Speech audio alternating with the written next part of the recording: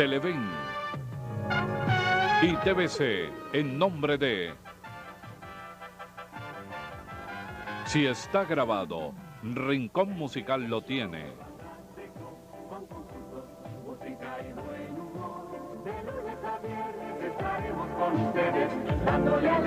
En Central Madeirense, viva mejor por menos. Zarco, los nuevos quesos tipo itálico, con calidad Zarco. Guillermo, fantástico. Y Mundo Blanco, para el mundo de hoy.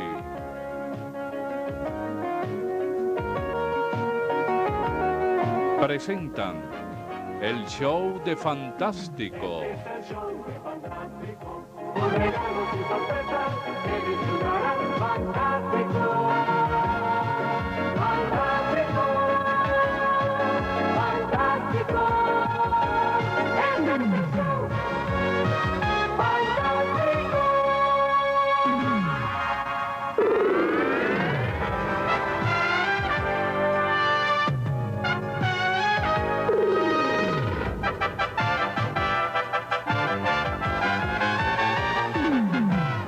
Este es el show de Fantástico, con concursos, música y buen humor. De lunes a viernes estaremos con ustedes, dándole alegría a la televisión. Este es el show de Fantástico, con regalos y sorpresas que disfrutarán del Fantástico. Muy buenas tardes, un inmenso placer como todos los días en esta cita del show de Fantástico con la gran familia venezolana. Hoy tenemos un programa que estoy seguro que son de esos programas que a ustedes les gusta grabar y después volverlo a ver. Es un programa que estoy seguro va a ser bien aleccionador, un programa de actualidad y mucho centimetraje en la prensa sobre lo que vamos a hablar hoy. Y por supuesto, hace un momento estaba yo con mis amigos del Camaleón diciéndole a ustedes que tenemos en vivo y en directo hoy la presencia del doctor Rafael Caldera, que está hoy con nosotros, y ustedes pueden hacerle la llamada que quieran, la pregunta que quieran, a través del 662-4586 y 662-7305. Muy buenas tardes, doctor Caldera, ¿cómo está? ¿Qué tal? ¿Cómo estás? Bien. Aquí estoy, pues. Así es, al fin, ¿no? Qué bueno, qué grato. Orden. Sobre todo porque este es un programa de corte más bien familiar. Usted sabe que la gente al mediodía en Venezuela, hoy por hoy, la televisión es el gran acompañante de la casa. Y aunque mucha gente en estos momentos está haciendo sus cosas del hogar, ¿verdad?, está pendiente de lo que se dice en la televisión. Y es bien importante que hoy lo que se dice en la televisión está en la mente y en la voz suya, lo que va a ser bien interesante y bien aleccionador para el país. Hemos estado leyendo y la prensa viene tapizada de cosas donde usted, por supuesto, es el protagonista. Pero quizás la más importante es la reacción de su hijo ante lo que aprobó el Congreso, que era precisamente que sí se podría ver la reelección precisamente suya, de Luis Herrera, de Lucinchi, y había la posibilidad de Carlos Andrés. Pero algunos de los cronistas dicen que ahí había como gato encerrado. ¿Usted podría aclararnos un poco qué pasa ahí? Bueno, en realidad mi hijo Juan José me ha manifestado que en principio él no es partidario de la no reelección absoluta como norma, que él cree que esa es una restricción que no se justifica suficientemente, que la disposición establecida en la Constitución del 61, que establece que el que ha sido presidente no puede serlo hasta que no pasen por lo menos 10 años después de haber dejado la presidencia, es mucho más conveniente porque evita que el que sale de la presidencia inmediatamente con los poderes que pueda tener en la mano se lance en campaña electoral para el periodo inmediato, como pasa en muchos países de América Latina donde la no reelección existe por un solo periodo. Ahora, en cuanto a la redacción del artículo, él tiene pues unos escrúpulos con la expresión gramatical, el tiempo verbal, que pudiera prestarse a una interpretación malintencionada. Yo en realidad pienso que es muy difícil en realidad que esa interpretación pueda acogerla a nadie, porque está muy clara la situación, está muy repetidas las declaraciones de todos los representantes de las fracciones parlamentarias que están en el Parlamento, de manera que no pienso pues que haya cuajado el deseo que algunos manifestaron de que el principio de la no reelección se nos aplicara a todos, inclusive a los que habíamos sido ya presidentes. Eso podría suceder en cualquier momento, por la mala interpretación de esa ley. No creo. Yo pienso que la interpretación legítima que tiene que tener la disposición es la de la excepción, y así lo recogen los titulares de los periódicos en general, ¿no? Así es. Por supuesto, hablando de la Constitución, se acaba de dar un caso bien extraño, ¿verdad? Los diputados aprobaron que uno puede elegir uninominalmente a todo el mundo menos a ellos. ¿Cómo ve usted esa reacción? Bueno, ahí hay también un problema, ¿no? La elección uninominal se ha convertido en un deseo general de la población venezolana. Yo pienso que todos los sistemas electorales son buenos o malos según cómo se los aplique. El principio de la lista, el sistema de Hunt que se ha aplicado en Venezuela, ha sido elogiado por muchos observadores extranjeros, pero todas las cosas buenas son susceptibles de echarse a perder. El cogollismo, el clientelismo, el pragmatismo convirtió una cosa buena en una cosa que no satisface a la población. Por eso desean la elección uninominal, y yo he pensado pues que lo lógico es que si ese es el deseo del país se le dé. Ahora, el mantener la posibilidad de una representación de las minorías es conveniente, porque si las minorías quedan excluidas y en el sistema de votación uninominal puro las minorías no participan, sino que es la mayoría en cada lugar la que va tomando las posiciones, se le cierra el camino de la lucha política, democrática en los cuerpos deliberantes a sectores importantes de la vida nacional. En cierta manera, pues, se les abre el camino de la montaña, de la violencia, de la guerrilla. Es preferible que vayan al Parlamento, que tengan su representación, que expresen sus disidencias, que luchen por ellas y que tengan todo el respeto que la Constitución y las leyes le ofrecen a la gente que participa, pues que es miembro de esos cuerpos. De manera que la disposición creo que dice que se establecerá el sistema uninominal o se podrá establecer, ahí es donde está la diferencia. Debería establecerse en la ley como un ensayo. Establecerlo en la Constitución pareciera que es establecerlo para siempre. Y es un sistema que no se ha ensayado, que no se sabe cuáles son los resultados. Algunos piensan que la votación uninominal, salvo algunos casos excepcionales, que un hombre como tú, que tienes tu programa de televisión, que mucha gente te conoce y que pueden votar por ti y nombrarte diputado, en la gran mayoría favorece a los partidos con maquinarias poderosas. Claro. Porque esos son los que van a ir movilizando sus maquinarias en cada circuito y imponiendo a sus candidatos. De tal manera que en la Gran Bretaña, donde hay un sistema uninominal, un sistema de mayoría y minoría, hay muchas voces que se están lanzando para tratar de darle entrada a la representación de las minorías. Por eso es preferible que esas normas estén en la ley y no en la Constitución, porque la Constitución es una cosa demasiado definitiva. Cuando se redactó la Constitución de 1961, se eludió el ser demasiado detallista, el establecer demasiadas normas, sino el dejarle algunas cosas a la ley. Por ejemplo, ¿cuántos miembros debe tener el Consejo de la Judicatura? Primero eran 9, después 7, después 5. Algunos piensan que debe ser más. Entonces, poner un número en la Constitución bloquea las posibilidades de tomar una nueva disposición si la experiencia demuestra que es más conveniente. Por eso mismo yo creo que esta materia del sistema electoral es mucho más para la ley que para la Carta Fundamental. Hay dos artículos que, por supuesto, también han tenido mucha promoción porque los afectados es los medios de comunicación, como es el 22 y el 23. ¿Qué opina usted sobre estos dos artículos? Mira, aparte de que los propios iniciadores de esta reforma, de estos artículos, reconocen que la redacción no fue feliz, el planteamiento fue lo menos oportuno del mundo. Porque esta reforma constitucional, para poder tener vigencia y para tener fuerza moral y política, necesita la ratificación del pueblo. La Constitución del 61 prevé que cuando haya una reforma general va directamente no a la legislatura sino al pueblo para un referéndum.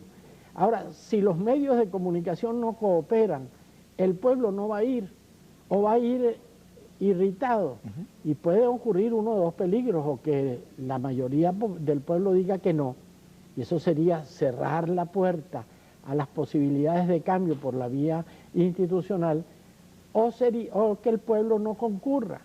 Y entonces va a quedar ratificada la reforma, pero con una debilidad intrínseca, con una cierta sospecha de que no representa efectivamente la voluntad nacional, porque solamente concurrió una minoría de votantes.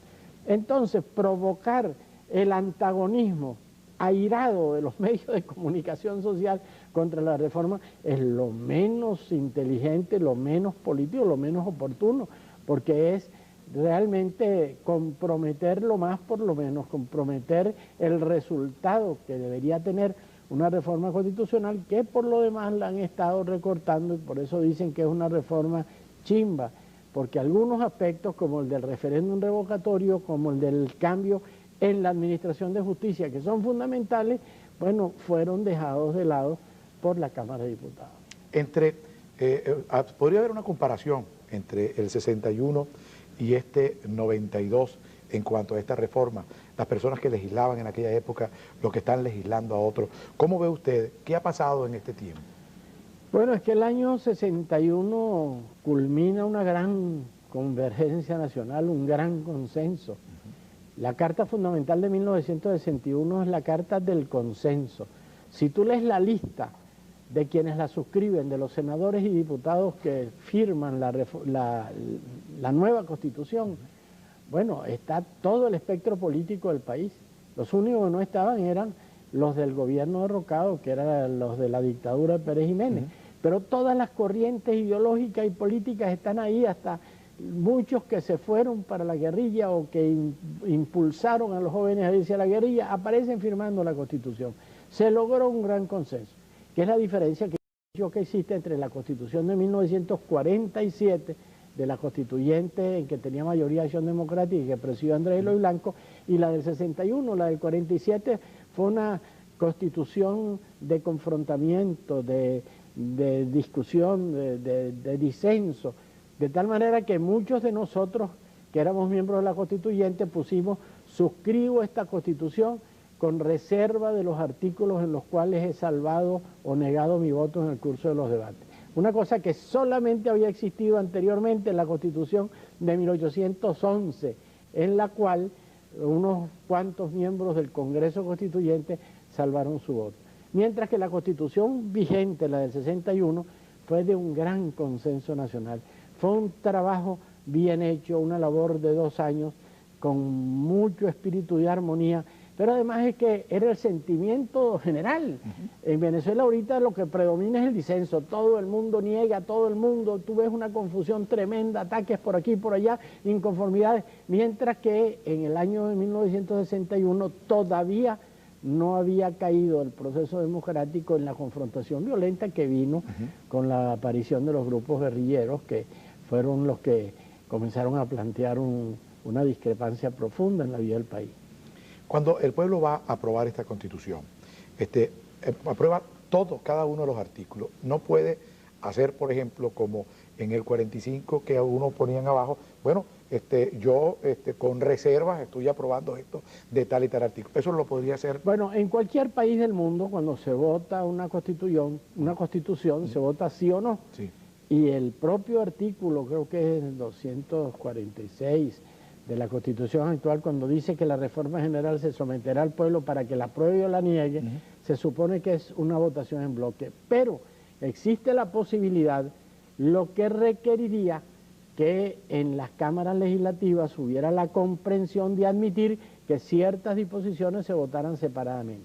Que tú puedas votar todas, pero que te puedan poner una aparte. Por ejemplo, el referéndum revocatorio, que no le gusta al Partido Acción Democrática y que por una diferencia mínima de votos se negó en la Cámara de Diputados, se podría votar para que el pueblo diga si lo quiere o no lo quiere. Esto podría perfectamente hacerse, pero requiere algo que parece que se está ausentando del país cada día más, que es la voluntad política de solucionar los problemas, la voluntad política de entender qué es lo que el país quiere y necesita en este momento, la voluntad política de un cambio efectivo, que es lo que se ha anunciado muchas veces y que repetía el general Ochoa Antich cuando era ministro de la Defensa: o se hace un cambio profundo y rápido, o puede venir un fenómeno violento.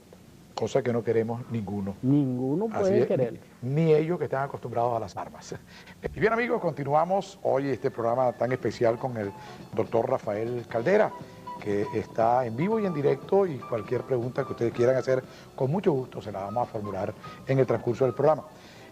Hoy y ayer aparecía en la prensa nacional el doctor Osvaldo Álvarez Paz diciendo que la clase política se encontrará con otro 4 de febrero. ¿Qué opina usted de eso? Son preocupaciones que abundan en el momento actual. En torno a lo que antes decíamos, si no se toma la decisión de oír lo que el pueblo está reclamando, y si no se ejerce la voluntad política de hacer los cambios que está reclamando la Venezuela, pues está la sombra, el fantasma de la alerta del 4 de febrero, que no puede desearlo nadie, porque insisto demasiado, sobre todo con los jóvenes que no han vivido la experiencia dolorosa que tuvimos, lo que hemos vivido muchos años más, de que cada vez que se rompe el hilo constitucional, para usar la expresión de López Contreras, que ha estado de moda en estos días, cada vez que se rompe el hilo constitucional se abrigan muchas esperanzas y hay manifestaciones de júbilo.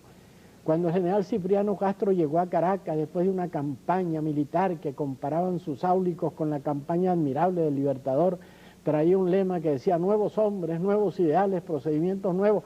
Los estudiantes de la Universidad Central, con el rector a la cabeza, fueron a recibirlo a su entrada triunfal en Caracas, y al cabo de muy pocos años había cerrado la Universidad del Zulia, había cerrado la Universidad de Carabobo, había cerrado la Universidad de los Andes, había metido a la cárcel a los que estaban en contra de él, y se provocó una revolución que ha sido la más larga y la más costosa de los últimos tiempos, que llamaron la Revolución Libertadora, que la terminó el general Gómez como vicepresidente de la República y jefe en campaña en la batalla de Ciudad Bolívar el 21 de julio de 1903.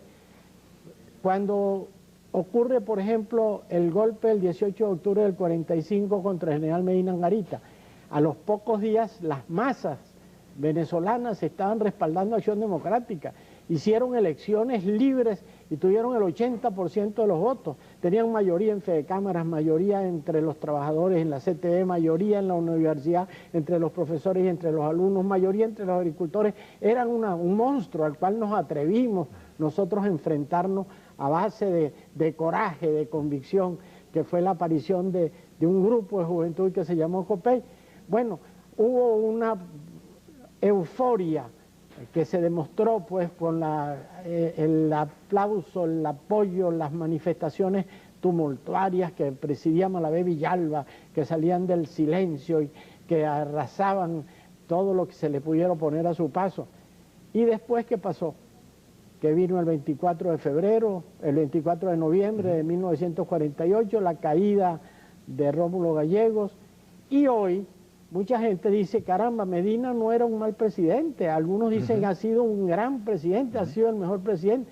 Y el doctor Uslar Pietri, que era el director de la política contra la cual insurgieron los militares el 18 de octubre del 45, es hoy uno de los hombres más populares, más respetados y más estimados en el país. Entonces, ¿qué pasa?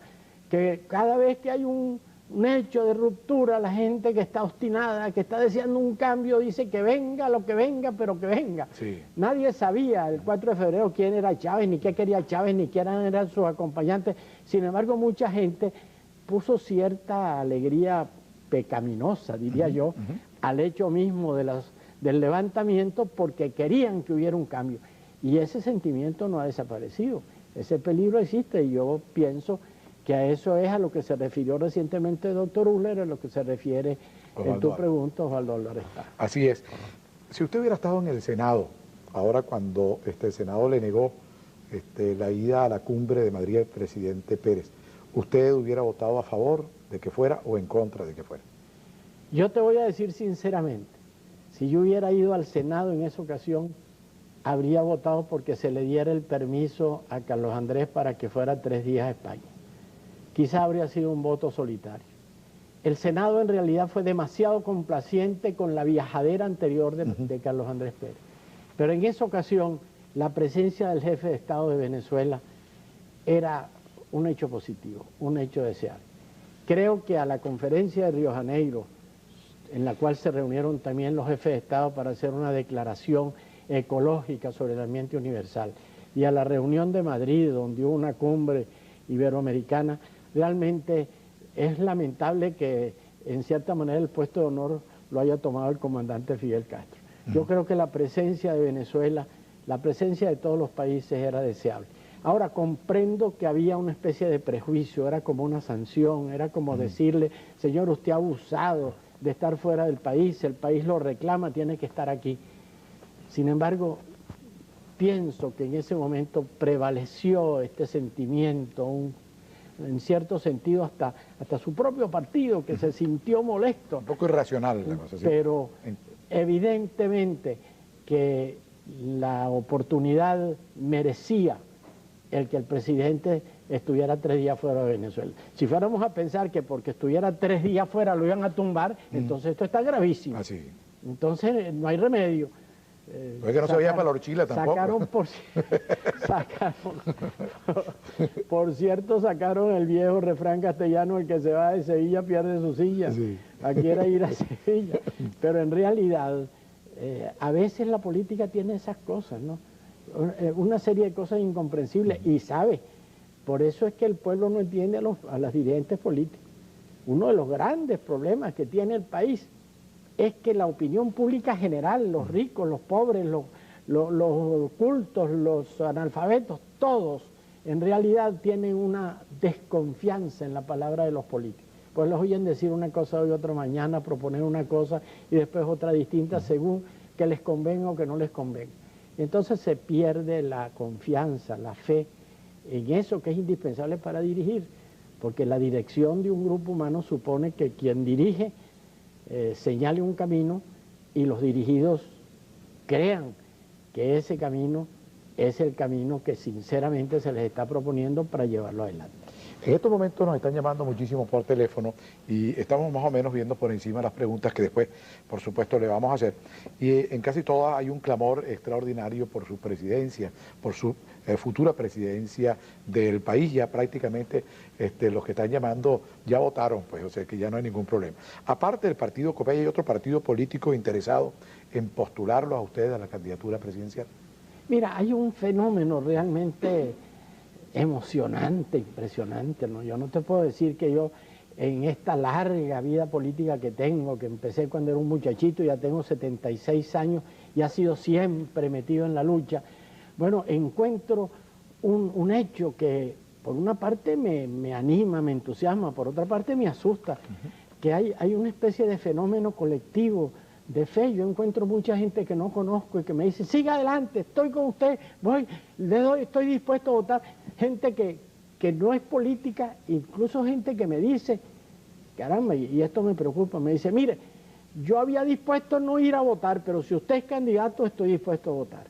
Lo que me plantea en una posición, pero me doy cuenta de que esa gente no quiere candidaturas partidistas, no quiere el abroquelamiento dentro de esas listas que suponen que al candidato lo comprometen con una oligarquía, con un cogollo, con una voluntad que no ha sabido interpretar las necesidades, los sentimientos del país.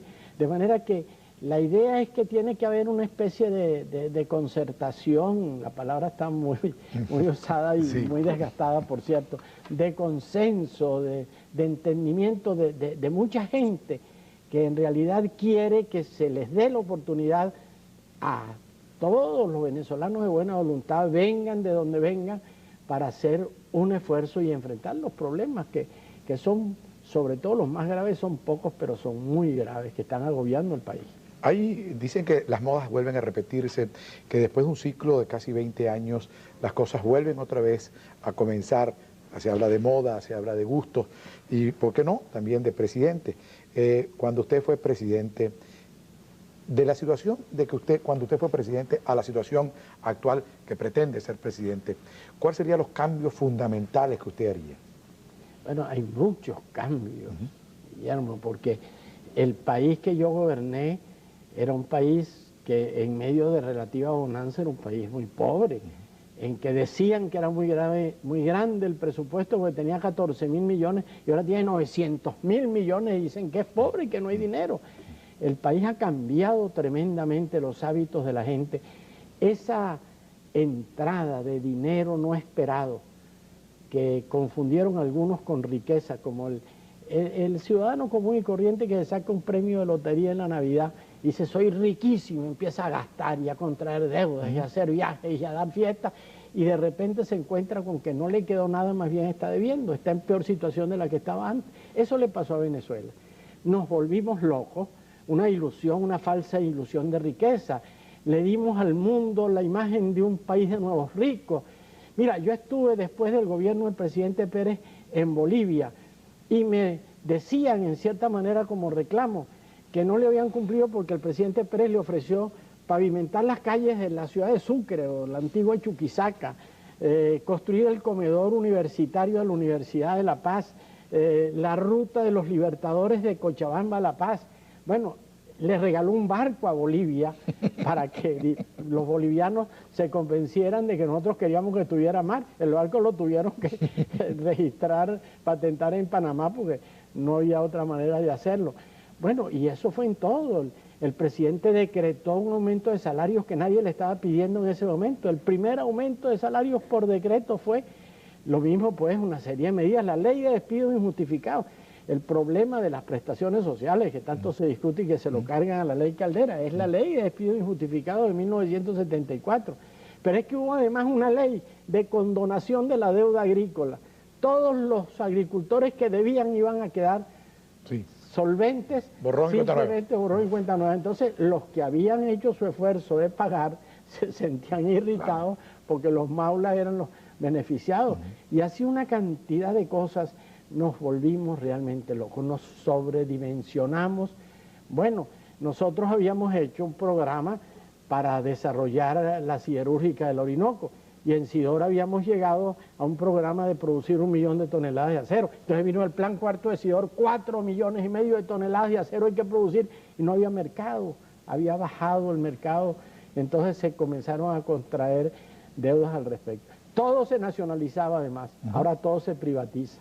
El Banco Central tenía unos accionistas privados, bueno, recogieron todas las acciones privadas, salvo algunos como el doctor Manuel Legaña, que fue fundador del banco, que le dolió tanto que dijo, prefiero perder, que me queden estos papeles que no valen nada, pero yo no los vendo, no los entrego.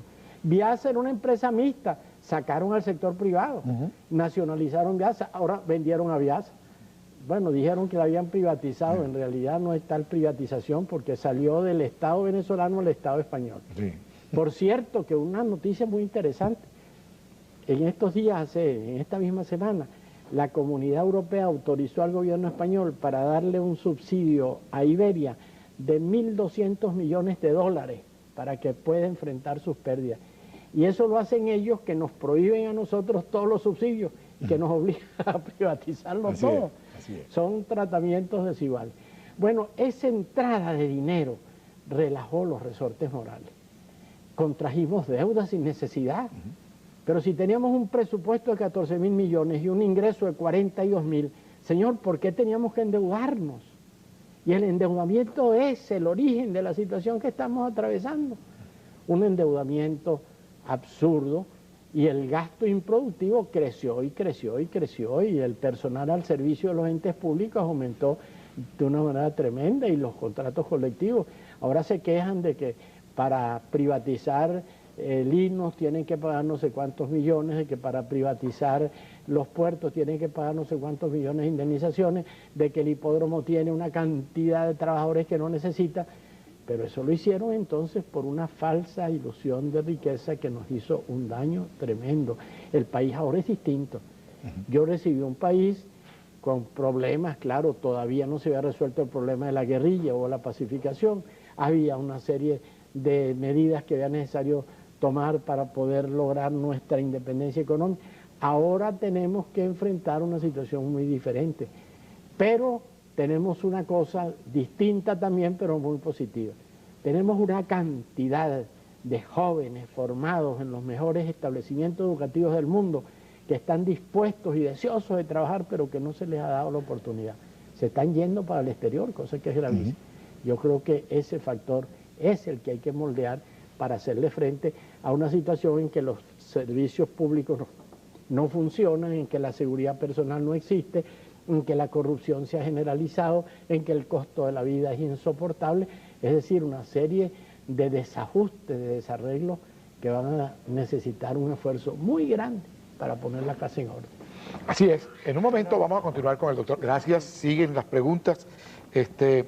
En un momento continuamos. Muchas gracias. Vamos a hacer una sesión de preguntas porque son bien interesantes las que hay aquí. Muchas gracias. Muy amable, Elianita. Hay una preocupación en estos momentos, doctor Caldera, por supuesto, entre la gente en el país, entre el pueblo, porque de repente pudiera parecer que hay la presencia o nos rodea el fantasma de una guerra civil. ¿Podrá pasar eso en Venezuela? Bueno, es tremendo tener que responder esa pregunta, porque si uno lo niega de una manera absoluta y dice esto es imposible, la gente no le cree. Y si uno dice ese peligro existe, entonces puede caer en la catalogación de profetas del desastre. Yo espero que eso no va a ocurrir, pero indudablemente que los alertas que tuvimos en febrero del 89 y en febrero del 92 deben hacernos ser muy cuidadosos al respecto. Lo que pasa es que la calma y cordura del general López Contreras en este caso pudiera ser más bien contraproducente. Yo leí un editorial muy interesante de Amadís, que es Luis Núñez Arismendi, el director del Universal, y terminaba diciendo debemos pensar en lo de López Contreras, calma y cordura. Ahora, el general López tenía algo en la mano que en este momento no existe. Tenía un respaldo total, solidario de las Fuerzas Armadas. De manera que él podía darse el lujo de jugar un poco los acontecimientos, de marchar en forma de zigzag hacia un nuevo régimen que tenía que surgir del régimen anterior que ha durado 27 años.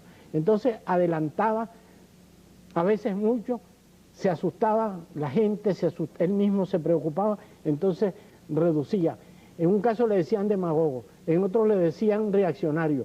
Iba dentro de este movimiento, pero tenía el respaldo de las Fuerzas Armadas, que era la garantía absoluta. Le hicieron una huelga general en junio de 1936, que tuvo un éxito completo el primer día, pero cometieron el error de que fuera indefinida y al cabo de 2 o 3 días ya el poder estaba nuevamente asegurado de una manera firme en sus manos.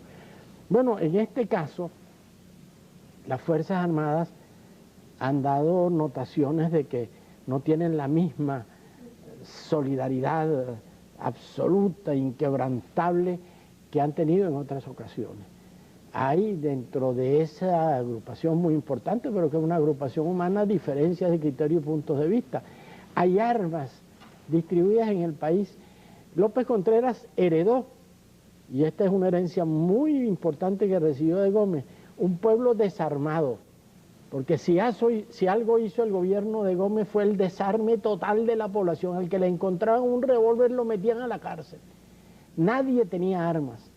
Entonces, los hechos que ocurrían hasta cierto punto y con determinados daños. Ahora, ¿quién puede asegurar cuántas armas de qué calibre existen expandidas por ahí en manos de muchísima gente? Es que además el comercio de las armas entre las fronteras es un comercio imposible de impedir. Si hay diversas tendencias, diversos grupos, diversas concepciones en el seno de las mismas Fuerzas Armadas, indudablemente que el peligro es serio. Y por eso, enfrentar la situación, devolverle al país la confianza, marcarle un camino para que la gente se sienta motivada para trabajar por su patria, es indispensable para que ese fantasma de la guerra civil no lo tengamos en el horizonte. El recorte presidencial es un tema que ha estado muy de moda y queremos saber su opinión en este caso. ¿Usted está de acuerdo con el recorte presidencial de Carlos Andrés Pérez? Mira, hay un problema evidente que a veces da cierta pena plantearlo, pero es que el país está en desacuerdo con el presidente.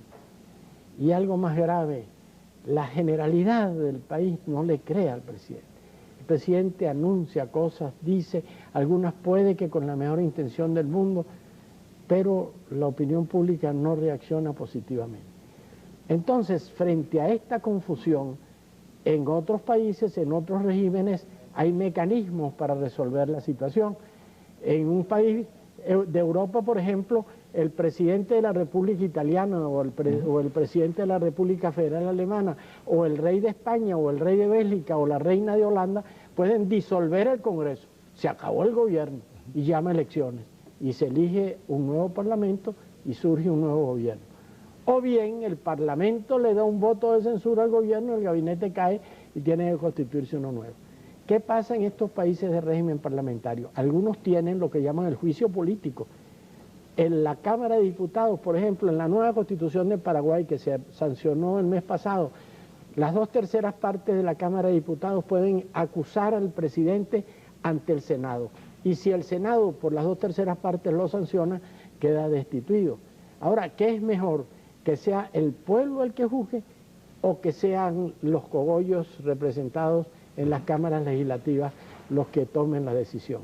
Bueno, frente a este problema se han planteado diversas posibilidades, una de la que ya parece que es imposible hablar ante el empeño o la insistencia del presidente en que esa salida no la va a considerar, que es su renuncia, una renuncia que no debería ser un salto en el vacío, no es ahí les dejo su cosa, o detrás de mí el diluvio, como dijo un rey de Francia, sino una renuncia negociada en el sentido de que hubiera un acuerdo sobre la persona que pudiera encargarse, asumir la presidencia por el resto del periodo. Otra era una disposición transitoria de la Constitución que dijera que el periodo constitucional actual terminaba, por ejemplo, el 23 de enero de 1993, y entonces de aquí a allá habría que hacer elecciones.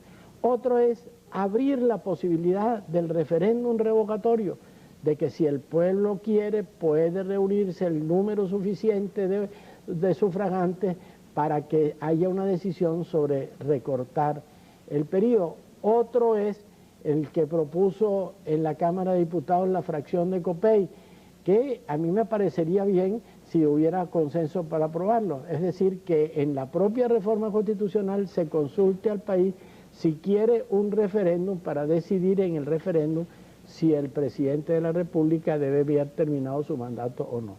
Pero evidentemente que en todos los países del mundo se busca una fórmula para cuando funcionarios electos por un periodo determinado llega un momento en que no engranan, no están de acuerdo con la voluntad popular y entonces haya una fórmula que no sea la fórmula de la violencia. Si se cierran todas esas puertas, la situación se agrava mucho. A veces pareciera que se tranca el juego. Y entonces la gente dice, caramba, falta mucho por esperar. Por supuesto, hay unos que dicen, estamos ganando tiempo, y no se sabe si es que estamos perdiendo tiempo en realidad para hacerle frente a la situación. Tenemos que estar necesariamente muy preocupados. Pero afortunadamente tenemos un gran pueblo que en los momentos más difíciles es cuando se crece. El venezolano como que no es muy activo, muy laborioso, de ordinario, pero cuando tiene un reto, un desafío, es cuando se crece y cuando entiende las cosas y cuando se puede lograr un gran esfuerzo de voluntad colectiva para salir adelante. Usted hace un momento habló de algo que yo estoy de acuerdo con usted, que es la juventud de Venezuela, de una juventud que está dispuesta a construir un hermoso país. Pero en estos momentos esa juventud se encuentra quizá un poco con barreras. La primera barrera, ¿cuál es? La de la subsistencia, el problema del sueldo mínimo del trabajador. Hoy por hoy es gravísimo. Hoy por hoy cuando uno compara el sueldo mínimo del trabajador con una posibilidad de vivienda, ve que eso no existe. Con una posibilidad de estudio, al mismo tiempo tampoco existe porque el gasto de estudiar le comería todo el sueldo. ¿Cuál sería para usted, un sueldo mínimo posible en esta contingencia? Bueno, yo siempre he eludido estar haciendo cálculos y cifras porque no es mi especialidad. Pero es evidente que el salario real ha caído brutalmente. Cuando yo veo que se escandalizan algunos porque hay trabajadores de Linos o de los portuarios que van a recibir 8 millones de bolívares de prestaciones sociales por 30 años de servicio, yo digo, ¿y qué compra con esos 8 millones de bolívares? No puede comprar sino un apartamento muy modesto. Es quizá lo que puede. Porque en realidad hay un dislocamiento de los precios, la frase tantas veces repetida y que en ese sentido se hace como monótona, pero que es la verdad, que mientras los salarios crecen, suben por la escalera, los precios suben por el ascensor. Y cada vez los precios se hacen más asfixiantes y eso no se puede negar. Es necesario reconocer que esta crisis, que es crisis política, crisis moral, crisis administrativa, crisis de diversa índole, es una crisis económica.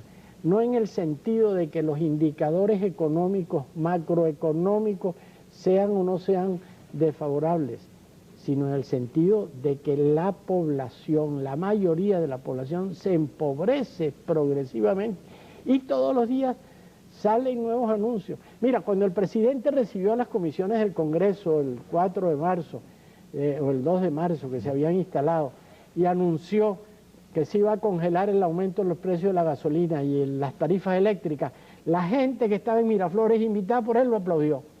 Ahora todos los días nos dicen, cuidado que la gasolina la van a aumentar, que la van a aumentar, cuidado que las tarifas eléctricas se van a aumentar, que ya está resuelto que las aumente, solamente hay un problema político, pero es todo lo que va aumentando y la gente ve que no le alcanza, es realmente una situación que hay que enfrentar, porque un régimen económico que empobrece a la mayoría de un país no puede estar correcto, tiene que tener error.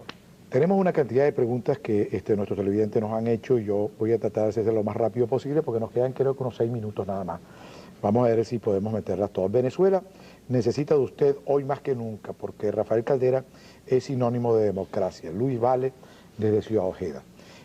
¿Por qué no se adelantan las elecciones ya para que usted tome el mando del país? Julia Pacheco. ¿Hasta cuándo los venezolanos tenemos que soportar este mal gobierno? Esta es una pregunta muy larga, ¿no? Doctor Caldera, espero que cuando sea presidente usted cuente con gente buena, honesta y con ganas de hacer un gran país como el que queremos. Sabemos que no es fácil y sobre todo hay que tener cuidado con el ratón que nunca es amigo del queso. Doctor Caldera, sus intenciones para nuestro país sé que son las mejores del mundo, pero yo particularmente le aconsejo que no se lance a presidente de nuevo. ¿Por qué? Acuérdese que este gobierno está en muy malas condiciones y usted, por más que haga, no va a poder mejorarlo. Es un derrotista. Venezuela hoy aplaude aún más al show de Fantástico. No, ahí hablan bien de mí y de doctor Caldera y dice, alábate. Sí. Doctor Caldera, hombre grande y multiplicador de nuestra democracia, usted será nuestro presidente. Silvia Porras de Barinas. La Juventud Revolucionaria Copellana lo apoyamos. Antonio Márquez desde Barinas. Con la ausencia de líderes, ¿vale la pena volver a elegirse presidente? Es una interesante, con esta ausencia de líderes, ¿no?, que hay en estos momentos. ¿Cómo ve el futuro de Venezuela en los próximos años? Yo tengo fe. A corto plazo podemos atravesar problemas serios. La dificultad de enfrentar la situación es considerable, pero este país tiene muchos recursos, sobre todo los recursos humanos, que son los que no se han aprovechado suficientemente. Doctor Caldera, usted será nuestro próximo presidente desde Maracaibo, Aura Castellano. Carlos Andrés Pérez, es una pregunta bien interesante, Carlos Andrés Pérez cobrará 2 veces como senador vitalicio. Yo imagino que no tendrá una solo. Doctor Caldera, usted es el único hombre que Venezuela quiere como presidente. Desde el Estado Apure, Margarita de Pérez. ¿Qué opina sobre la reforma de la Constitución? Ya hablamos de esto en el transcurso del programa. ¿Qué opina de lo de la reelección? También hablamos. Doctor Caldera, ayude al pueblo venezolano, es usted nuestra única esperanza. Pedro Betancur. ¿Cómo justifica el haber eliminado las escuelas técnicas en su primer gobierno? Sí, esa es una vieja historia. Cuando yo llegué al gobierno, había unas escuelas técnicas, en general, con un informe muy negativo que se había hecho durante el gobierno del doctor León. Y una comisión técnica encabezada por una mujer muy importante que después fue ministro de Educación, Ruth Lerner de Almea, y integrada por un grupo de personas conocedoras del oficio, sugerían que las escuelas técnicas se sustituyeran por bachillerato técnico, para que al mismo tiempo tuviera el estudiante la posibilidad de salir con un oficio y de poder ir a una carrera universitaria si lo deseara. Y eso fue lo que trajo la sustitución de escuelas técnicas por ciclo diversificado.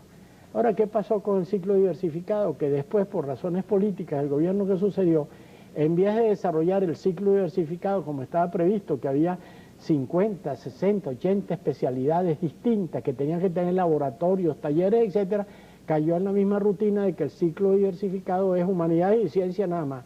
Entonces un muchacho que llega, que pasa la educación básica y va a estudiar bachillerato, le dicen, ¿qué va a estudiar usted, humanidades o ciencia? Y resulta que había ciclos diversificados de mecánica, ciclo diversificado de turismo, ciclo diversificado de administración de finca agraria, es decir, una serie de modalidades que no se cumplieron. Pero eso lo utilizaron pues como una reforma política y de vez en cuando tienen algo que atacarme, a mí me sacan dos cosas. El incidente con Leoncio Martínez en Fantoche cuando yo tenía 18 o 20 años y la supuesta eliminación de las escuelas diversificadas.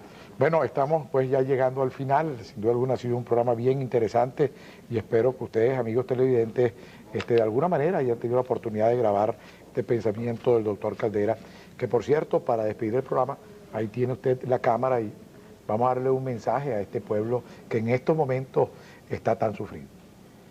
El mensaje, Guillermo, es que este es un gran país, que lo hemos tratado mal, pero que debemos no solamente amarnos, sino sentirnos orgullosos de haber nacido aquí, que está necesitando de todos nosotros. Yo digo en estos días que no le pregunto a nadie de dónde viene, sino para dónde quiere ir. Y quiere ir para una Venezuela justa, para una Venezuela feliz. No estamos tratando de construir una especie de país sobredimensionado. Queremos un país en el cual la gente pueda vivir humanamente, progresar, sentir estímulo, en que los jóvenes no sientan atractivo en irse a vivir al extranjero, el que pueden visitar muchas veces, pero en radicarse aquí, en su país, en su tierra, porque sienten que su labor no se va a perder. Eso es lo que yo creo que debemos grabarnos todos en la cabeza y en ese sentido tenemos fe realmente en que debemos llegar al siglo XXI, al año 2000, con una mentalidad distinta. El verdadero gran viraje que necesitamos es el del pesimismo que actualmente agobia a gran parte de los venezolanos. Es un sentimiento optimista, pero sanamente optimista, vigorosamente optimista, no un optimismo ilusorio, sino realmente una valoración exacta de lo que el país es y de lo que el país puede ser. Muchas gracias al doctor Rafael Caldera. Gracias a ustedes por la atención que han tenido hoy para con el programa. Quiero invitarlos para mañana miércoles. Vamos a tener el 41 aniversario de la revista Venezuela Gráfica y por supuesto tendremos invitados especiales. Vayan con Dios, pero eso sí, me regresan mañana. Chao.